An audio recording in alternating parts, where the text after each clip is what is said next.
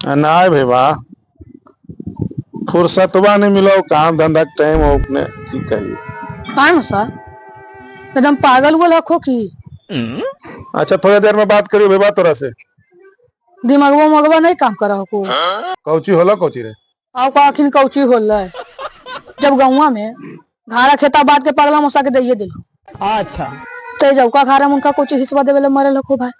अबे साले घारा उहे बनिलखिन है, घारा बनिल के हमर मौसी तेकरा मुनखर कुछ लावा धक्का लगल है चौको कुछ ठीक है तो कहा जो हिस्सा लेवे लेथिन हम तो भलाइए न सोचियो मौसा हमको सिखा रिया है। दू रोटी खाइयो तो ये सोचियो कि ऐसा बात बताइए जरा मौसा मौसी के भलाई होवे।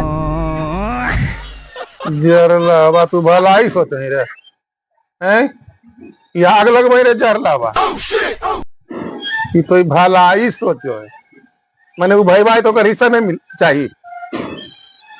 जैना घारा ही बनल है हाँ तैना गाँव में पूछा ले विनोदवा से आए रे विनोद के कर घर बनबो है तो कितना गर्व से कहले कि हमार घर बना है हमार। बात तो सही है। अखने गंगा जानता है कि वो घर में हिस्सा नहीं दल के तो कैसा ओकर माना पर लगते जरलहबा आल है आग लगवे की तो भलाई सोचो है हमार। आदमी के भलाइयो करे तो आदमी बुराइये सोचे।